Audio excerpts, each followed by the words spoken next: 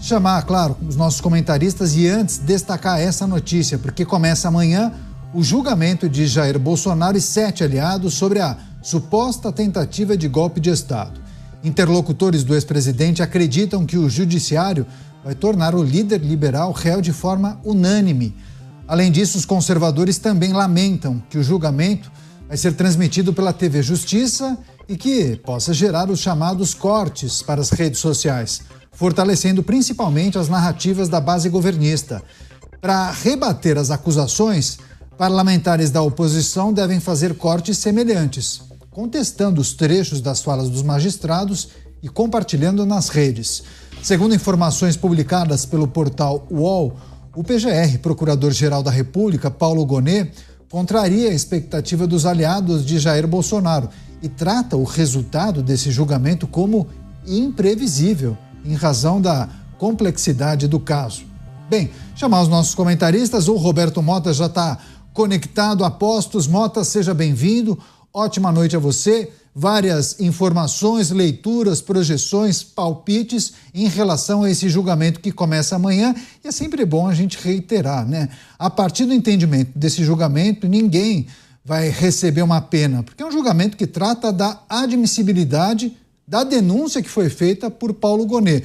Mesmo assim, muitos aliados de Jair Bolsonaro estimam que a possibilidade é que o entendimento da corte vá no sentido de tornar Jair Bolsonaro réu, de forma unânime. Mota. É o que diz a lógica, Caniato. Boa noite para você, boa noite aos meus colegas de bancada, boa noite à nossa audiência. É muito importante enfatizar isso. Não se trata ainda do julgamento de Jair Bolsonaro. Tem muita gente achando que amanhã é o julgamento dele. Amanhã é uma análise. Amanhã será feita uma análise para decidir se a denúncia será ou não aceita. É lógico, a grande expectativa é de que ela seja aceita. É claro que tudo no Brasil é imprevisível, mas o que está no ar é o cheiro de uma decisão previamente tomada. O cheiro de uma decisão política que vem vestida de toga. É isso. Programa Os Pingos nos Is, a expectativa para essa análise, esse julgamento, a sessão que irá acontecer amanhã no Supremo Tribunal Federal acerca da denúncia feita pela Procuradoria-Geral da República, denúncia que envolve, inclusive, o ex-presidente Jair Bolsonaro. Luiz Felipe Dávila também ao vivo, conectado a postos com a gente. Dávila, seja bem-vindo, ótima noite a você. As avaliações que vêm sendo feitas por integrantes da oposição, entendendo que, muito possivelmente, a denúncia será aceita pela Justiça, mas é preciso se debruçar sobre essa análise que muitos fazem. Há diferença quando a decisão é unânime ou não, Dávila? Boa noite, Caniato, Mota, Beraldo e nossa querida audiência.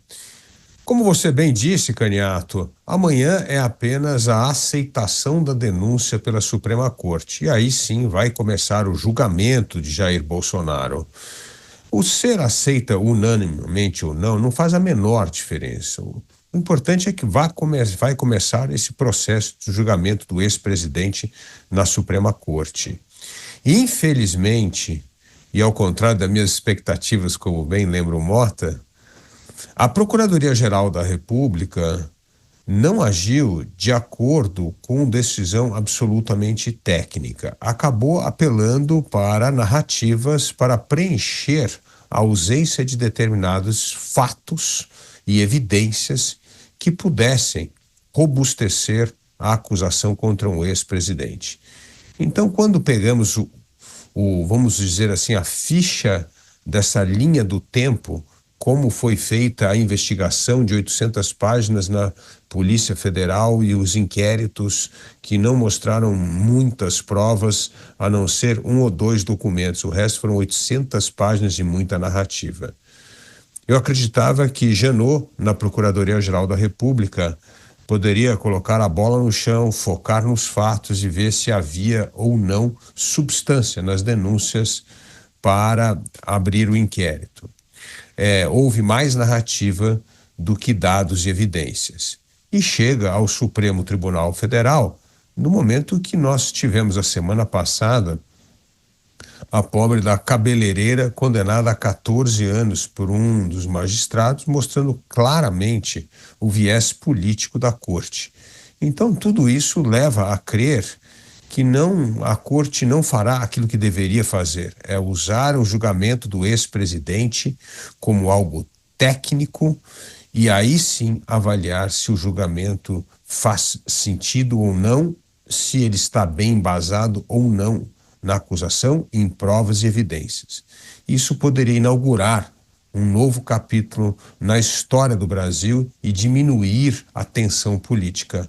Mas não parece que é isso que vai ocorrer. Parece que o que vai ocorrer é um julgamento político no qual muitos dos preceitos pregados por vários juristas, inclusive que estão no Supremo hoje, quando escreviam seus direitos, seus livros sobre direitos constitucionais, mostrava uma visão bem mais técnica e muito menos política. Infelizmente, o Supremo e o Judiciário foram contaminados pelo vírus da política. Pois é, inclusive a gente pôde acompanhar aqui manifestação, inclusive, das defesas de alguns desses denunciados, pedindo, inclusive, para a Suprema Corte que essa avaliação fosse feita pelo plenário. Portanto, por todos os ministros que integram a Suprema Corte. Lembrando que essa apreciação acontecerá em somente uma turma do Supremo Tribunal Federal. Agora eu vou chamar o Mota mais uma vez, porque tem umas... O Beraldo já está pronto, então antes de passar para o Mota, eu vou chamar o Cristiano Beraldo, também posicionado, a postos com a gente. Beraldo, seja bem-vindo, ótima noite, excelente semana a você. Expectativas para esse julgamento, essa sessão, né? Os ministros vão avaliar a admissibilidade dessa denúncia que foi feita, inclusive, pelo Procurador-Geral da República, que, inclusive, contraria a expectativa de alguns aliados, né, de Jair Bolsonaro. Ele tem tratado a pessoas próximas o resultado desse julgamento como imprevisível, em razão da complexidade do caso.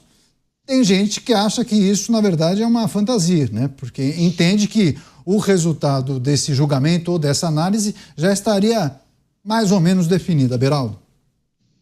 Pois é, Caniato. Boa noite a você, ao Dávila Mota, boa noite à nossa audiência que nos prestigia diariamente aqui nos Pingos nos Is. E, Caniato, eu compartilho deste sentimento. A minha impressão é que esse julgamento poderia ir direto para a fase da sentença, para a dosimetria da pena, porque parece que já sabemos o que irá acontecer e, portanto, não é necessário ficar consumindo dinheiro público para fazer aí uma encenação cujo resultado já é conhecido. E por que eu tenho essa impressão? Porque, Caniato, a gente acompanha o noticiário, a gente acompanha as coisas que acontecem já há muito tempo no judiciário, a tradição do judiciário, e aí a gente percebe que quando um juiz de um caso que processa o réu não se dá por impedido, outro juiz que era advogado numa ação contra o réu também não se dá por impedido, outro juiz é a vítima da acusação que foi feita contra o réu ou contra os réus, também não se dá por impedido. Se essas coisas não são motivos para declaração de impedimento na participação do julgamento, Caniato, é porque há um propósito, e esse propósito é compartilhado pelos pares, afinal de contas, a questão dos impedimentos foi votada e foi aprovada pelos pares, que eles não precisariam se dar por impedido. Então, não vejo muita semelhança com aquilo que se espera de um processo, um julgamento isento, um julgamento equilibrado, um julgamento daquela justiça que tem por símbolo a imagem que segura uma balança, porque é equilibrada e tem venda nos olhos, porque não lê capa do processo, mas sim lê a lei e entende os fatos para então poder proferir a sua sentença. Dessa forma, Caniato, vejo que teremos aí motivos para nos desiludir ainda mais com a justiça brasileira ao longo desse processo. Pois é, o Beraldo lembrou de alguns episódios ou algumas informações que são destacadas por muitos juristas, viu, Mota, como sendo distorções quando a gente olha para essa denúncia e possivelmente o processo a partir da admissão, a partir do aceite da justiça em relação a essa denúncia que foi feita pela PGR, né? Integrantes da Suprema Corte que, antes de ingressarem na corte, ajuizaram ações contra um dos denunciados, no caso, Jair Bolsonaro, né? Um enquanto governador de um estado e o outro quando ainda era advogado. E, além disso, tem essa questão que destaca o Cristiano Beraldo. O relator seria uma das vítimas, né? O que muitos entendem como algo que contamina, inclusive, toda a apreciação. Mas nem por isso esses integrantes da Suprema Corte se declararam impedidos. E aí esse ingrediente que foi destacado, inclusive, pelo um portal de notícias, a manifestação do Procurador-Geral da República, se dizendo sem informações ou não tem nenhum palpite sobre qual será o resultado. Segundo ele, é algo imprevisível em razão da complexidade do caso. Não é o que as pessoas entendem. Pois é, imagina num caso com essa gravidade, com as potenciais repercussões, todos os envolvidos falam. Quem vai julgar fala, quem fez a acusação fala, vaza a informação. Imagina o seguinte, Caniato, imagina um traficante do Comando Vermelho, ele vai ser julgado. Imagina que o juiz que vai julgar o traficante do Comando Vermelho já foi assaltado por esse traficante. Qual é a chance que vocês acham que esse juiz teria de conseguir julgar esse traficante que já o tinha assaltado antes? Zero. Esse juiz ia, no mínimo, ser removido do seu cargo por conflito de interesse. Essa é a regra que sempre valeu no Brasil. Preocupação absoluta com a garantia dos direitos dos réus. A gente descobriu agora que isso vale para criminosos violentos, assaltantes, sequestradores, traficantes, estupradores. Quando se trata de crime de opinião ou de crime político, essas coisas todas vão pela janela. Aí vale tudo, aí pode tudo, pode todas essas coisas que o Cristiano Beraldo bem listou. Porque é pelo bem, meus amigos, é pelo amor, é pela democracia. Então, pela democracia, a gente pode ignorar as regras da democracia. Para defender o Estado de Direito, a gente suspende temporariamente o Estado de Direito. É nesse momento que a gente está. Uma pausa, é uma espécie de quinta dimensão, uma zona cinzenta, onde nem os juristas que dedicaram décadas da sua vida conseguem explicar o que está acontecendo. Imagine nós, pobres comentaristas. Pois é, a gente vai seguir monitorando essas movimentações, claro, cobertura especial da Jovem Pan News no dia de amanhã, também quarta e quinta-feira. A gente vai daqui a pouco trazer outros detalhes e elementos em relação a esse julgamento, mas tem várias outras notícias, a gente quer também destacar, deixar você bem informado.